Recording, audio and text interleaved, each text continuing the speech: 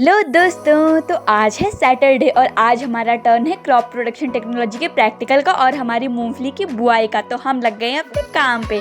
तो हम अपनी तैयार की हुई क्यारियों में क्या क्या करने वाले हैं वो मैं आपको बताऊंगी और ये भी बताऊंगी कि मूंगफली की बुआई के लिए जरूरी क्या क्या बातें होती हैं जो हमें ध्यान रखनी चाहिए। तो पहले हम मूंगफली के बीजों को कोट कर लेते हैं फंगीसाइड से, या तो कार्बेंडाजिम ले सकते हैं या मैनकोजेब ले सकते हैं, जैसा कि हमने यहाँ पे किया है। मूंगफली की बुआई के लिए पौधे से दूरी 10 से 15 सेंटीमीटर होनी चाहिए और रो से रो की दूरी 30 से 45 सेंटीमीटर होनी चाहिए। ये स्प्रेडिंग सीड्स और बंच प्रकार के लिए अलग अलग होती हैं। मूंगफली को एवरेज जो टेम्परेचर चाहिए होता है वो 25 से 30 डिग्री सेल्सियस का चाहिए होता है और उसके सॉइल का टेम्परेचर 20 से 25 डिग्री सेल्सियस होना चाहिए। मूंगफली के लिए सॉइल सैंडी लोम होनी चाहिए, यानी कि बलुई दोमट, और इसका मिनिमम पीएच 6 से 7.5 होना चाहिए और मैक्सिमम 8 से ऊपर नहीं जाना चाहिए। और सोइंग के बाद हमारा मूंगफली का जो इरिगेशन होता है वो 4 पार्ट्स में होता है। फर्स्ट सोइंग स्टेज में, सेकंड फ्लावरिंग स्टेज में, थर्ड पैगिंग स्टेज में और लास्ट है पॉट फॉर्मेशन के टाइम पे।